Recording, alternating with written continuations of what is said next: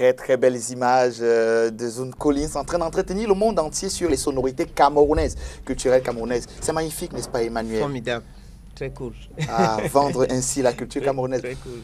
Alors, si c'est bon la réalisation, bon, on va finir peut-être au bout de l'entretien qu'on parlera, on vous présentera ce magnifique institut qui prend soin de vous depuis plus de 35 ans aujourd'hui, à savoir Viva, Coiffure Viva Max.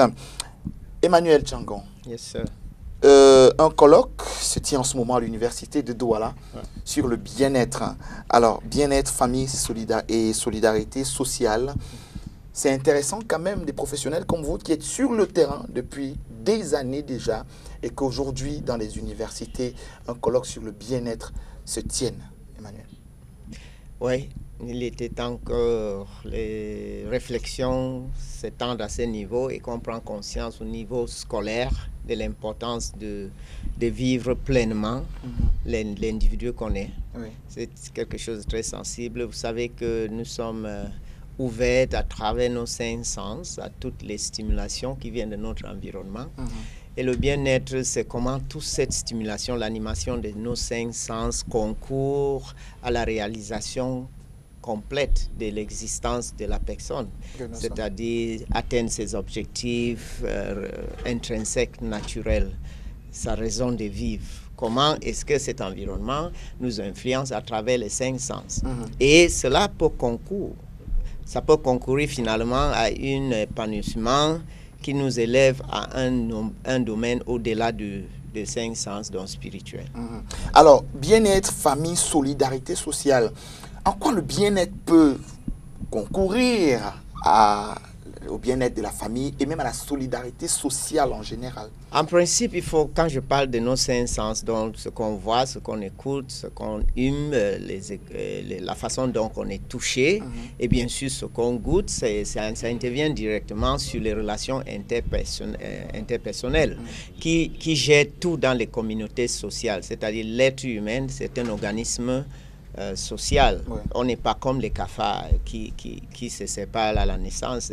On est comme les abeilles en quelque sorte. Donc, lorsqu'il y a relation interpersonnelle, génétique, c'est-à-dire dans notre constitution, lorsque cela est inscrit dans notre nature, il faut forcément que la façon dont les 5 sens sont animés permette la cohésion de cette union. Parce que quand c'est contre la nature, ça devient un conflit, une rupture. Et dès qu'il y a des ruptures de ces gens, comme si on sèvre le bébé de sa maman, quand le bébé n'a pas eu un processus d'allaitement. Un processus qui l'accompagne à le sévrer de façon naturelle. Lorsqu'il est brusque, une crise s'installe qui est vraiment imprégnée au niveau d'un déséquilibre psychologique. Donc, du moment où il y a des conflits, c'est parce que les relations interpersonnelles souffrent. Et si les relations interpersonnelles souffrent, ça veut dire qu'il y a une rupture ou une crise qui s'installe juste parce que la communication à travers les 5 sens ne convient pas avec la raison d'exister de tout un chacun, ce qui anime à sa pleine potentiel. Cela ça est tout de suite affecté. Donc le fait de réfléchir là-dessus va interpeller tout le monde. Je ne sais pas qui, parce que personne, aucun corps de notre existence doit être épargné de ce genre de réflexion, parce que c'est tous ces aspects qui animent nos 5 sens, consciemment et inconsciemment.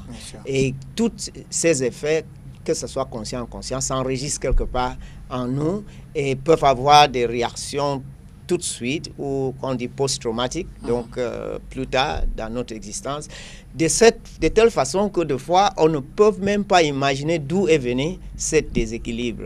Et qui va demander maintenant que les professionnels de la santé mentale interviennent pour pouvoir faire ou des psychanalyses ou des diagnostics pour essayer d'aider à sortir. Donc, tout part du bien-être. La cohésion sociale n'existe pas tant qu'on n'est pas bien dans sa peau, dans ses sens. La nature est un équilibre qui travaille tel que le bien-être est automatique quand l'homme n'est pas intervenu d'une façon contradictoire par son désir de toujours accroître ses intérêts personnels. Et c'est une déformation et c'est un déséquilibre psychologique, c'est-à-dire c'est un problème mental de la société. C'est mental health problem.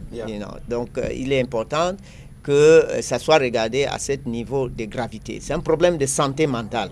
Donc, ça demande toute une politique nationale pour qu'on voit comment la prise en charge de tout le monde dans toutes les situations soit comprise. Vous savez, il y a beaucoup de personnes qui marchent sur les rues, qui ramassent les choses dans les poubelles et qui sont très mal habillées et que tout de suite, ces personnes sont condamnées à leur sort et la société trouve ça normal. Et ça, c'est un déséquilibre dans la société. Bien sûr.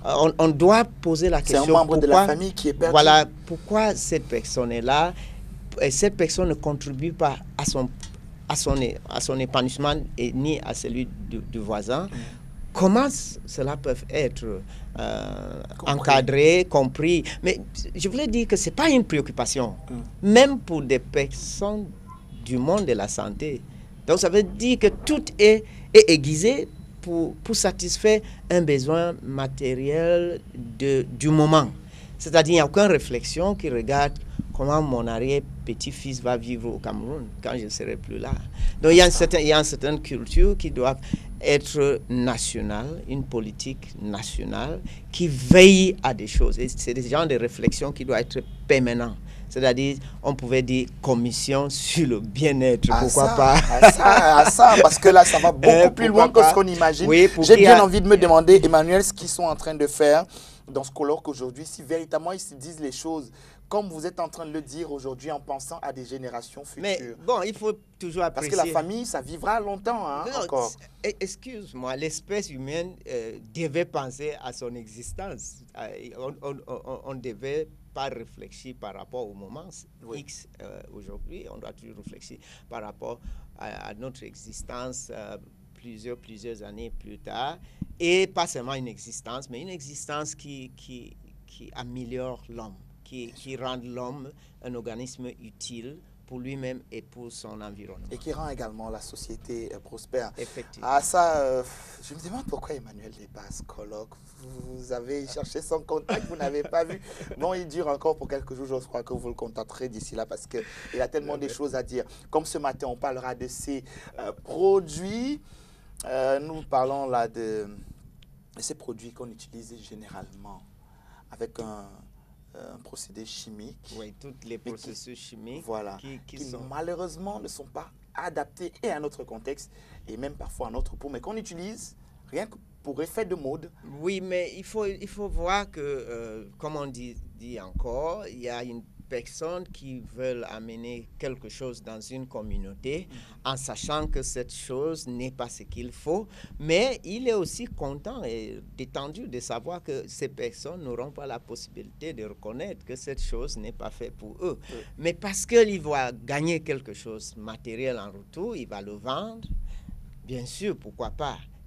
Il n'a pas la possibilité il n'a pas la hauteur de se donner la possibilité de connaître ce qu'il fait et de voir à long terme. Donc, il y a de l'argent. Voilà, on voit facilement, je fais ça, je gagne un peu, et demain je fais d'autres choses, ainsi de suite. Quand j'ai détruit mon image dans le football, je vais aller à la musique. Si j'ai détruit mon image là-bas, je vais aller à la restauration, ainsi de suite. C'est un peu dans ce genre d'esprit. Mais la société aussi, comme vous, dans la communication, vous prenez la responsabilité en invitant différentes personnes sur des panneaux pour éclairer le public, aider la population à être un peu plus avisée pour avoir des réflexions. Mais malheureusement, nous voulons dire que dans notre société, des fois, on a l'erreur de dire que c'est facteur de prix. Combien ça me coûte?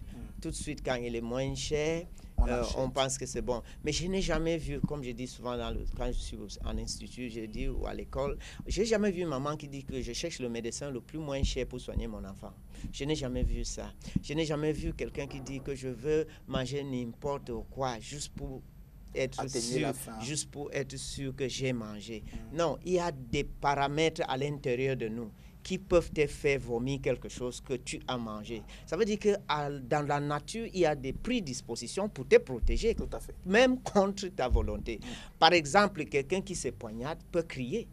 Oui, parce qu'il a eu mal. Parce qu'il a eu mal. Et parce qu'il crie, quelqu'un va regarder qu'est-ce qu'il se passe et va pouvoir le sauver. Même s'il voulait se suicider, des fois, il va faire quelque chose que cela va attirer l'attention. Donc, je voulais dire que la nature nous protège dans la façon dont on est créé. Alors, on a un minimum. On a un minimum qu'on peut faire, pas la connaissance, pas une disponibilité de comprendre ce qui se passe autour de nous et ce que nous utilisons sur nous. Et c'est pour ça qu'on doit entrer dans le thème des processus chimiques comme moyen de modifier la structure des cheveux de la population. C'est quelque chose qui se passe partout dans le monde. Et je travaillais avec Koa et Nadine sur un documentaire qui pose la question où est passé les cheveux de nos femmes. Bien sûr. Parce qu'il y a tellement de rajouts. Aujourd'hui, les rajouts sont excessifs. Comme il y a tellement ces cheveux naturels ont complètement accessoires. Voilà.